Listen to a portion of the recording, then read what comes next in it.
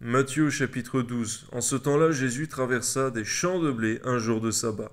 Ses disciples qui avaient faim se mirent à arracher des épis et à manger. Les pharisiens, voyant cela, lui dirent: Voici, tes disciples font ce qui n'est pas permis de faire pendant le sabbat. Mais Jésus leur répondit: N'avez-vous pas lu ce que fit David lorsqu'il eut faim, lui et ceux qui étaient avec lui?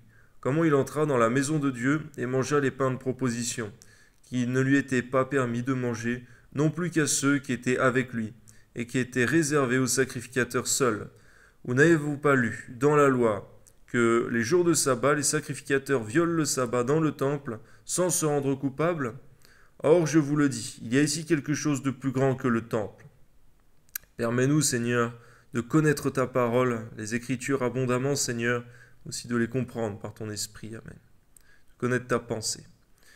Si vous saviez ce que signifie je prends plaisir à la miséricorde et non au sacrifice, vous n'auriez pas condamné des innocents, car le Fils de l'homme est maître du sabbat.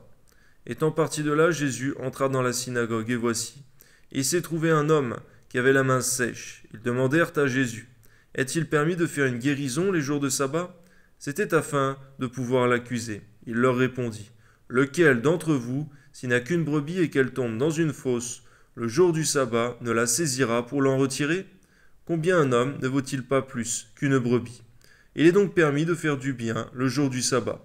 Alors il dit à l'homme: Étends ta main. Et il l'étendit, et elle devint saine comme l'autre. Les pharisiens sortirent et se consultèrent sur les moyens de le faire périr. Mais Jésus, l'ayant su, s'éloigna de ce lieu. Une grande foule le suivit. Il guérit tous les malades, et il leur recommanda sévèrement de ne pas le faire connaître, afin que s'accomplisse ce qui avait été annoncé par Isaïe le prophète: Voici mon serviteur que j'ai choisi, mon bien-aimé, en qui mon âme a pris plaisir. Je mettrai mon esprit en lui, et il annoncera la justice aux nations. Il ne contestera point, il ne criera point. Personne n'entendra sa voix dans les rues. Il ne brisera point le roseau cassé, et il n'éteindra point le lumignon qui fume. Amen. Jusqu'à ce qu'il ait fait triompher la justice, et les nations espéreront en lui. Alors on lui amena un démoniaque, aveugle et muet, et il le guérit, de sorte que le muet parlait et voyait. Toute la foule étonnée disait: N'est-ce point là le fils de David? Les pharisiens ayant entendu cela dirent: Cet homme ne chasse les démons que par Belzébul, prince des démons. Comme Jésus connaissait leurs pensées, il leur dit: Tout royaume divisé contre lui-même est dévasté, et toute ville ou maison divisée contre elle-même ne peut subsister. Si Satan chasse Satan, il est divisé contre lui-même. Comment donc son royaume subsistera-t-il? Et si moi, je chasse les démons par Belzébul, vos fils, par qui les chassent-ils? C'est pourquoi ils seront eux-mêmes vos juges. Mais si c'est par l'Esprit de Dieu que je chasse les démons, le royaume de Dieu est donc venu vers vous. Ou comment quelqu'un peut-il entrer dans la maison d'un homme fort et piller ses biens sans auparavant avoir lié cet homme fort? Alors seulement il pillera sa maison. Celui qui n'est pas avec moi est contre moi. Celui qui n'assemble pas avec moi disperse. Vois, Seigneur, qu'il n'y a pas de juste milieu dans les camps, Seigneur. Soit on est avec toi, soit on est contre toi. Permets-nous de toujours bâtir avec toi, Seigneur. Amen. C'est pourquoi je vous dis, tout péché, tout blasphème sera pardonné aux hommes, mais le blasphème contre l'Esprit ne sera point pardonné. Quiconque parlera contre le Fils de l'homme, il lui sera pardonné, mais quiconque parlera contre le Saint-Esprit, il ne lui sera pardonné, ni dans ce siècle, ni dans le siècle à venir. Ou dites que l'arbre est bon et que son fruit est bon, ou dites que l'arbre est mauvais et que son fruit est mauvais. Car on connaît l'arbre par le fruit. Race de vipères, comment pourriez-vous dire de bonnes choses, méchants comme vous l'êtes? Car c'est de l'abondance du cœur que la bouche parle. L'homme bon tire de bonnes choses de son bon trésor, et l'homme méchant tire de mauvaises choses de son mauvais trésor. Je vous le dis. Au jour du jugement, les hommes rendront compte de toute parole vaine qu'ils auront proférée. Car par tes paroles, tu seras justifié, par tes paroles, tu seras condamné. Donne-nous de ne point parler, Seigneur mon Dieu, avec hâte, mais donne-nous de parler avec sagesse, Seigneur, et méditation. Afin, Seigneur mon Dieu, de ne point être condamné, Seigneur mon Dieu, par nos paroles, mais d'être justifié. Amen. Alors quelques-uns des scribes et des pharisiens prirent la parole et dirent: Maître, nous voudrions te voir faire un miracle. Il leur répondit: Une génération méchante et adultère demande un miracle.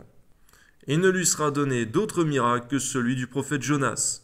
Car de même que Jonas fut 3 jours et 3 nuits dans le ventre d'un grand poisson, De même, le Fils de l'homme sera 3 jours et 3 nuits dans le sein de la terre. Les hommes de Ninive se lèveront au jour du jugement avec cette génération et la condamneront, parce qu'ils se repentirent à la prédication de Jonas, et voici, il y a ici plus que Jonas. La reine du Midi se lèvera au jour du jugement avec cette génération et la condamnera, parce qu'elle vint des extrémités de la terre pour entendre la sagesse de Salomon, et voici, il y a ici plus que Salomon. C'est vrai qu'on voit dans toute ta parole que tu t'es manifesté d'une manière ou d'une autre, Seigneur mon Dieu, par tes serviteurs. Et aujourd'hui, Seigneur mon Dieu, c'est vrai, on pourrait très bien dire, Seigneur mon Dieu, que les gens du passé pourraient nous condamner aussi, Seigneur mon Dieu, ceux qui n'ont pas cru du moins, Seigneur, parce qu'aujourd'hui, il y a la Bible, Seigneur mon Dieu, contient ta parole dans le monde entier, Seigneur mon Dieu. Quasiment tous y ont accès, Seigneur mon Dieu, à toute la connaissance par ta grâce, Seigneur. Ton esprit est disponible, l'évangile est annoncé, Seigneur mon Dieu. Que les cœurs puissent s'ouvrir, Seigneur, les âmes être sauvées, Amen. Lorsque l'esprit impur est sorti d'un homme, il va par les lieux arides, cherchant du repos, il n'en trouve point.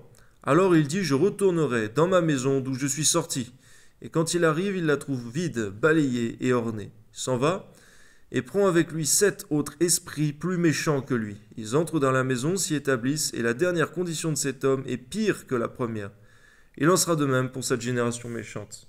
Vois, Seigneur mon Dieu, que pour un esprit, nous sommes comme une maison, Seigneur mon Dieu, et pour ton Esprit Saint, Seigneur mon Dieu, nous sommes ton temple. Permets-nous par ta grâce d'être remplis abondamment de ton Esprit Saint, Seigneur, en marchant, Seigneur mon Dieu, tel que tu veux que nous marchions, Seigneur mon Dieu, afin de ne laisser aucune place à l'ennemi de nos âmes. Amen. Comme Jésus s'adressait encore à la foule, voici, sa mère et ses frères qui étaient dehors cherchèrent à lui parler. Quelqu'un lui dit, voici, ta mère et tes frères sont dehors, et ils cherchent à te parler. Mais Jésus répondit à celui qui le lui disait, qui est ma mère et qui sont mes frères, puis étendant la main sur ses disciples, il dit, voici, ma mère et mes frères, car quiconque fait la volonté de mon Père, qui est dans les cieux, celui-là est mon frère, et ma sœur et ma mère. Gloire à Dieu, Amen.